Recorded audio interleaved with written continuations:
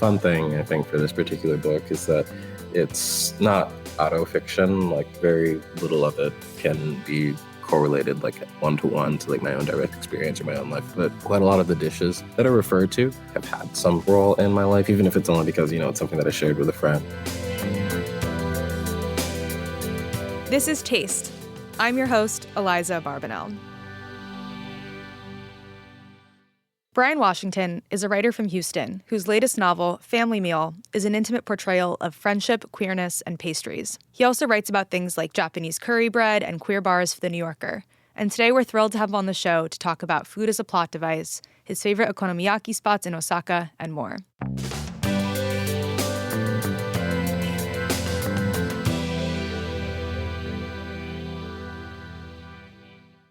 Bryan Washington, this is Taste. Thank you for coming on the podcast. Thank you so much for having me on. It means a lot. So I have to know, what have you eaten today so far? What have I've eaten nothing today, actually. It's Oh, no. great. I feel like I probably should have had a meal at this point, but I've nothing yet, just coffee. Well, it is morning, and after this conversation, you might be a little hungrier, I would imagine. Yeah, I've got my fingers crossed. So I'd love to just start out by talking a little bit about how food literally fuels your writing. Do you have any favorite writing snacks or meals that you make? Well, in the midst of writing Family Meal, I was making a lot of quesadillas, and this is really just simple, bare bones, like tortilla, cheese. Like sometimes I might add an egg, and sometimes like some hot sauce. But finger foods, anything that's like really tactile and accessible. There used to be a cafe that I lived near, and they would make Taiwanese fried chicken, but like bite size, So I would always like pick up just like a tiny little bag and maybe like radish cake and like a coffee, and that was like what got me through writing quite a lot of the first quarter, at least, of the Family Meal. But I wrote the book between Houston, the Bay Area, and Vancouver, and I wrote quite a lot of it in LA. So it really depended on where I was and what snackier places were in the vicinity. Yeah, that sounds like a really good rotation. It's almost like popcorn chicken, right? When you can pop it into your mouth like that. Yes, yeah, it made for a nice time. There's so many good like cooking and eating scenes in the book. Do you ever, like when they're making okonomiyaki, for example, do you go make okonomiyaki, or like you don't need to go that far? I usually do, and largely because since each of the characters to some degree is using the act of cooking to communicate in a way that they may not necessarily have access to as far as like language is concerned, having a sense of how working through a dish from someone who is maybe a bit more proficient in the kitchen as opposed to someone who's maybe less proficient in the kitchen, as opposed to someone who's maybe somewhere in the middle. Describing that on its own without feeling through it would be quite challenging for me, at least. I know that there are people who can do that, but I haven't quite cracked the code there. So having a sense of like what that feels like physically, like can someone work through this recipe or work through this dish whilst having a conversation, for example, or to what degree is someone's attention going to need to be focused on a particular dish? These are things that I think are easier to elucidate on my end if I'm able to like work through it a few times. So it's like method cooking and writing almost. Yeah, almost. Yeah. That's more thoughtful than probably what I'm doing, but yeah. Yeah, I like the idea of talking about skill in the kitchen and how that translates into how it's being written, because I think you're right that it is such a big giveaway into like a person's background, or maybe like what they're trying to convey with the food. Are there any like food scenes in the book that you think especially represent that? That's really interesting. There's a moment about three-quarters away through the book where TJ, one of the protagonists of the novel, has had a sleepover at a friend's place, and the following morning, that friend's mother makes a meal for TJ, and it isn't a formal thing, it isn't the sort of thing that's expected, but within, I suppose, like the architecture of this particular home, like between the mores of this particular home, like you just don't send someone out into the world without having received some sort of nourishment or having received some sort of sustenance. So I think that for me, like a challenge for the book has been trying to find different ways to show how people distribute care and how they conceive of care and how they modify that care from context to context, but without doing it in like a didactic way or in the way of like, this is my thesis on care, or like, this is a thesis on care for these particular characters. Yeah, definitely. I feel like in that scene that you're talking about, there's also a language barrier, right, between TJ Yes, and yeah, the grandma yes. or aunt?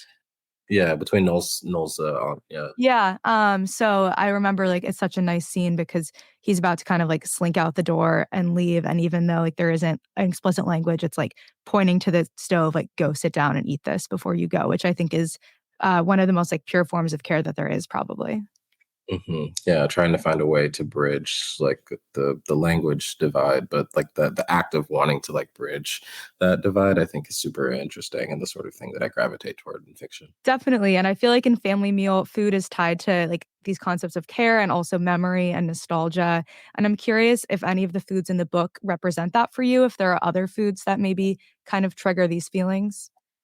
Okonomiyaki is definitely one of the dishes that I have just a lot of touch association with, and that I have quite a lot of like I suppose you could say like memory generally, as far as like associations are concerned. I mean, to some degree, many of the dishes that are alluded to, like in the bakery scenes, have some sort of like general association for me. I mean, a fun thing I think for this particular book is that it's not auto fiction. Like very little of it can be, I suppose, like correlated like one to one to like my own direct experience or my own life, but quite a lot of the dishes that are referred to or that are given page space like have had some role in my life, even if it's only because it's something that I shared with a friend or something that someone cooked for me or I cooked for them or that we dined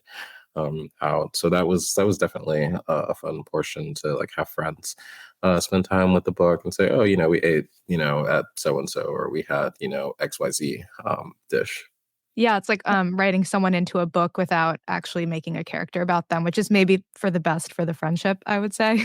Yes, it's ideal. It's a less obnoxious way of acknowledgement. Yeah. And no one is like, "Wait, do I really talk like that?"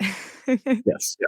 Yeah. So you mentioned okonomiyaki. I know that Japan often comes up as a theme in your writing, and I'm curious if you could maybe say a little bit about, like, what your own relationship with Japan is like, especially I know you spent time in Osaka. Yeah, this is funny because I just got back maybe a little over 24 hours ago. I'd been out Oh, of town wow. doing some events out there.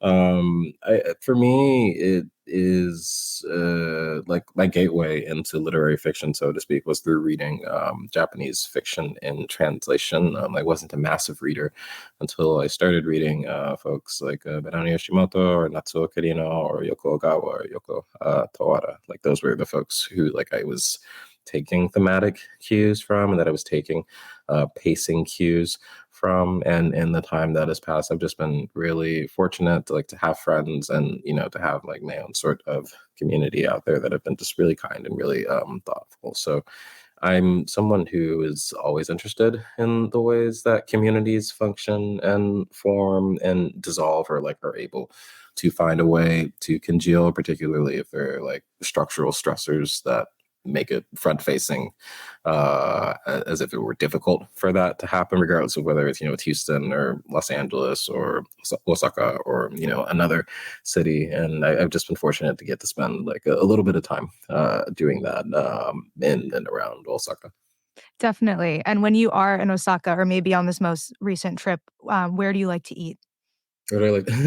Yeah, what do you I'm really well. It's a it's like a great food city because like it's really difficult to have a bad meal. Like it's really challenging just to have something where you're like, like that's not what I was thinking of or that's what I ordered. So I'm really at the behest of friends more often than not, and we end up at whatever izakaya or like whatever udon stall or like whatever mom and pop spot, and like it's I can't think of like a recent memory where I was like, oh, like that was like very, B minus or like very C plus. Like even if something is like not what I expected, like it's always been like really, really good and like really, really thoughtful. So I've been fortunate in that regard. Yeah, that sounds really great. I know that Osaka has so many like rich food traditions. Are there any dishes that like you have to have when you're back in Osaka or feel like especially tied to the area? Well, okonomiyaki is definitely tied to the area, but like quite a lot of people just make it at home in lieu of like Yeah. eating it out. So maybe I'd say takoyaki. It is like a bit of a tourist thing to do, but going to Dotonbori and just like hanging out at like a takoyaki stall and just like passing through really quick, it like scratches an itch, even though it's something that's kind of like okay, like you've done it once, and it's time to do something else. Yeah. Yeah, but like I live in New York and I eat a bagel probably once a week, like sometimes it's maybe Sure. right. Sure, sure. Speaking of the book, how do you know if somebody looks like they drink tea? That's hilarious. I think for that particular scene, it was meant to allude to just like the wisdom of like this older person that was sitting next to Kai. More so, people ask me this question, and I didn't know that it would be like such a point of like contention, like the aura or like the energy of like a tea drinker. But I think it was just like this much older person who is sitting alongside Kai and just seeing him being like really contented and just being really I suppose composed and just sort of making that judgment call. So it was more the intention at least was more tongue in cheek than meant to be prescriptive. But it has been interesting talking to folks about that like tiny moment. It's always fascinating like which moments folks let stick with them. Do a lot of people ask you that? Yeah, I've gotten this question like 5 or 6 times, like, at readings, like, people will come Yeah. out because, the book's been out for a little while now, and, folks will, it's like, "Hey, like, so how did you know he was drinking tea?" It's like, I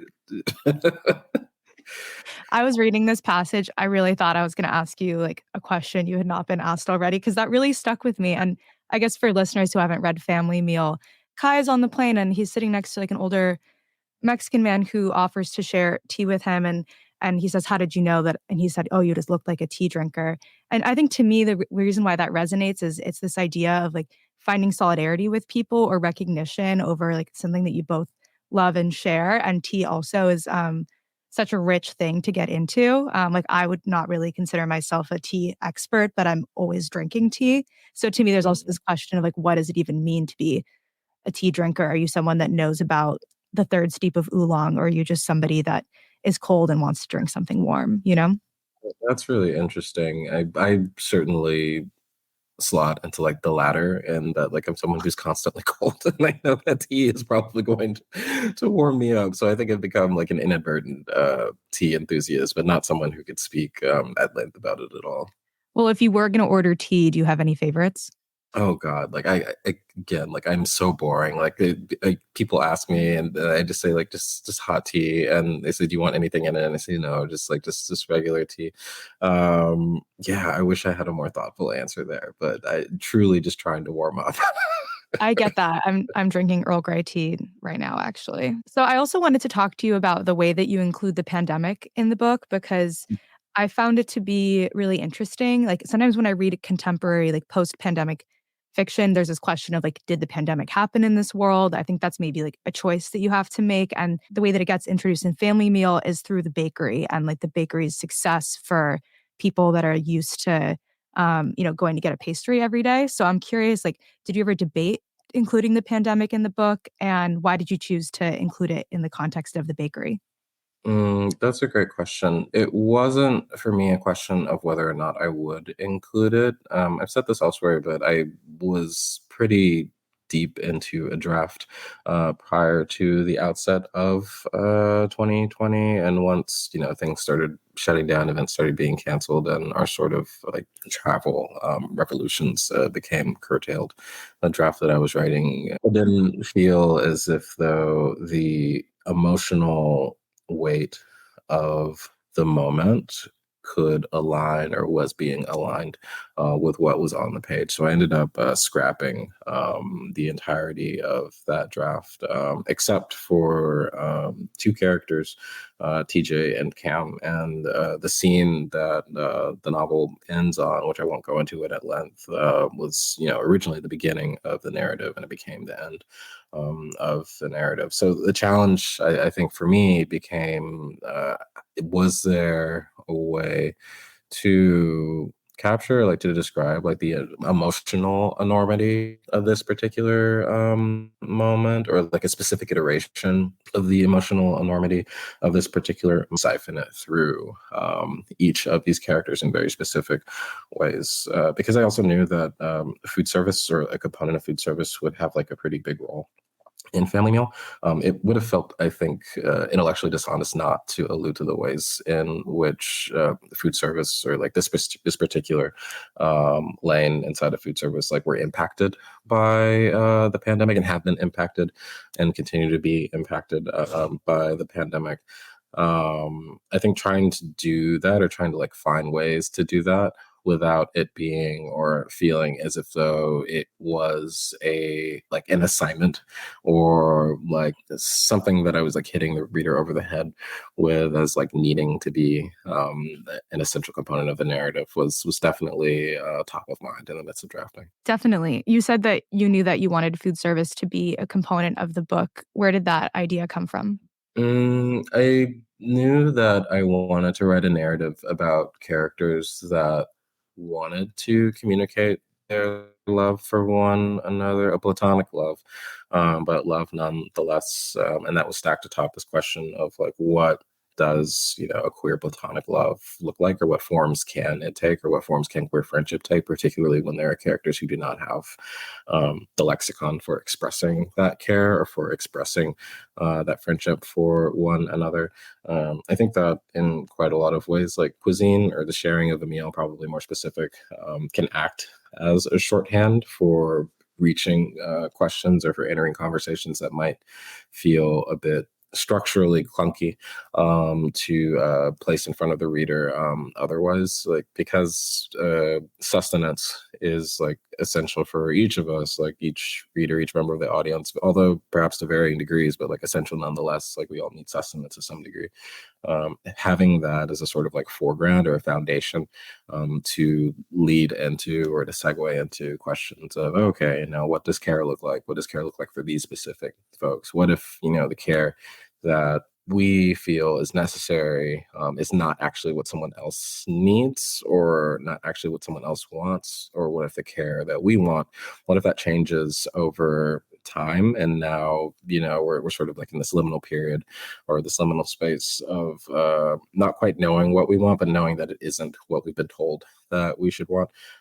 Each of these questions doesn't really have concrete answers, and I'm not particularly interested in ascribing, or ending up with concrete answers. But furthering the question, I think, is what's most fascinating to me, and having like that shorthand again of like sustenance to fall back onto, or the commerce in the food trade to fall back onto, that is so familiar to so many of us, acts as like a sort of a really useful landing spot as we pass from like transition point to transition point of those questions. Yeah, I definitely see that. And I think it's interesting that a bakery is the food business that the book is centered around, because it's not necessarily like as essential for your sustenance as, say, like a grocery store or a place where you can get dinner. But at the same time, I think because it has that kind of extra level to it, it is like that much more of care or something like that.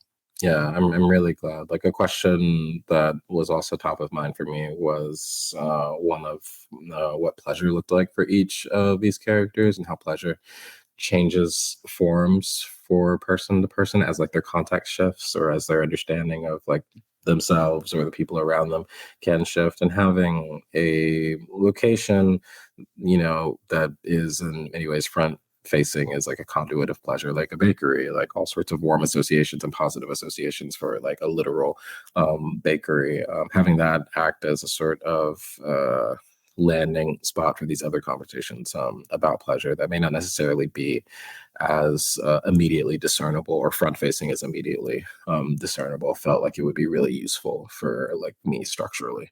Yeah. And I think the gay bar also does a very similar thing in that way.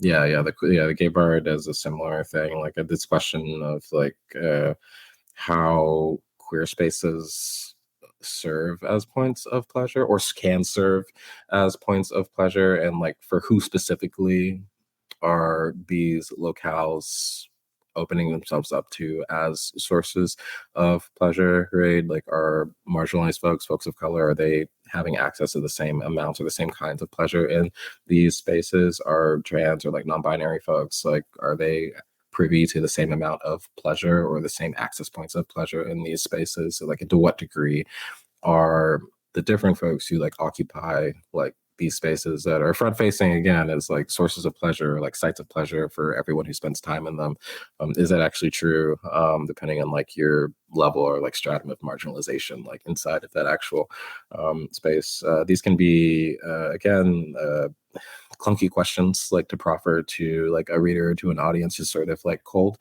So having a sort of like visage through which to, you know, begin or serve as a foundation, it has been useful for me. Yeah, I really liked all of those sections, and, like, as somebody who's queer myself, I really love the dialogue that the queer characters have, like, it sounds so natural. Do you just, like, walk around eavesdropping on people? Like, how do you write dialogue in that way? No, no, no. I have friends who are much funnier and much more thoughtful and much smarter than me. So it isn't it's not a matter of like eavesdropping or even taking, you know, what other folks have said so much as just trying to be as mindful as possible about how the ear picks up dialogue and what specifically is like sticking with an ear. It's like it's kind of a tricky thing in that if we were to like transcribe everything that we, you know, said over the course of a day, 99% of it would just be just horrible dialogue. It would just be like absolutely asinine to like sit there and read.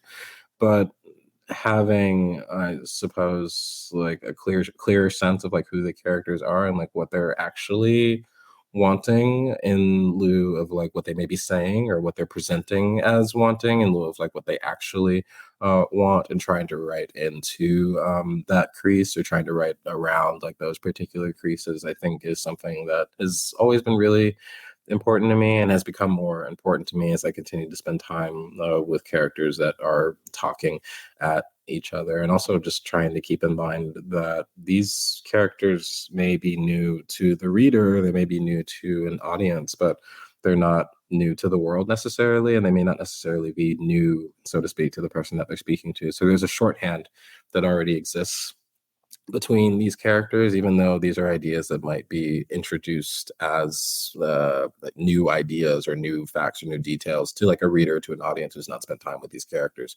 They know each other, or they knew each other, and they're forming new opinions on top of like that foundation or that pre-existing foundation. So trying to treat characters as if though, you know, they're actually people who were full of like contradiction and complication, of like, I'm this is a character that Bryan is writing to show, you know, XYZ theme, I think is always a challenge, but it's something that's really important to me. Yeah, I think the intimacy that comes out of that is really beautiful. And to close, I wanna ask you well, I wanna play a game, but first I wanna ask you about one of my favorite food moments in the book, which is the experience of eating a chocolate chip cookie stoned for the first time. Uh, is that Yeah. coming from personal experience?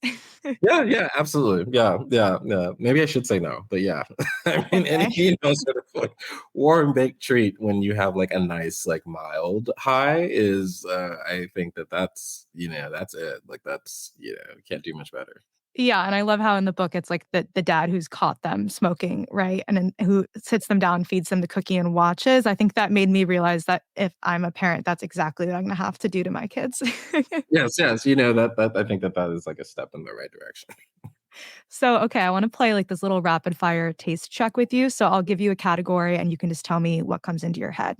Mm, Cool? cool. Okay. Awesome. Favorite cookbook? Um, oh, I can give 3. Okay, One same fast. is sorry, All About Eggs, which is the anthology by Rachel Kong, Japanese Soul Cooking by Tadashi Ono and Harris Salat, and The Cook As You Are by Ruby Tanda. Hmm. Okay, favorite non-cookbook food book, however you want to interpret that. Kitchen by Banana Yoshimoto. Favorite bookstore? Loneliness Books, which is a queer bookshop in Tokyo. Cool. Favorite bar? Ripcord, which is a queer bar in Houston. Favorite Houston restaurant? Houston Bane. Favorite restaurant in Osaka? Dontaku Doyama, which is a nice okonomiyaki spot, and they also have other kinds of like izakaya food. Nice. Go-to bakery item in like your dream bakery that has every item. A good churro, and I would say La Guadalupana, which is a bakery in Houston, or alternatively, there's a place called Alem's Coffee in the East Bay, and they just have like the most delicious bread and coffee. Cool. A restaurant that you wish could be your neighborhood restaurant. There is a restaurant called Los Tacos Azules in Tokyo, in the neighborhood Senjingai. They have just phenomenal tacos. They're so good. Or alternatively, Pizzeria Se, which is like a pizza spot in Los Angeles that it just has some of the best pizza I've ever had in my life. Yeah, I'm from LA, so hearing that you love the tacos in Japan makes me really excited. Yeah, they're great. I mean, this place, Los Tacos Azules, like they're phenomenal. Yeah, they're great. I trust you. And to close, a fictional food scene that you wish you could eat. Yeah, so the very end of Chiang Lee's novel, My Year Abroad, a young man that the protagonist has been living with turns out to be like this Thai chef prodigy, and they're all sharing, the wares that this person has cooked. So, getting to sit in that room and like take part like in the meal that he's crafted, that would be pretty cool. Yeah, that sounds great. And Bryan, this was so much fun. Thank you for writing such a great book and talking about it with me. Thank you so much for your thoughtfulness. Thank you so much for having me on. This is Taste is hosted by Matt Rodbard and me, Eliza Abarbanel. The show is produced by Shalia Harris and Pat Stango and edited by Clayton Gumbert. Theme music by Steve Rydell. Visit Taste online at tastecooking.com and make sure to subscribe to our newsletter for updates on all cool things happening.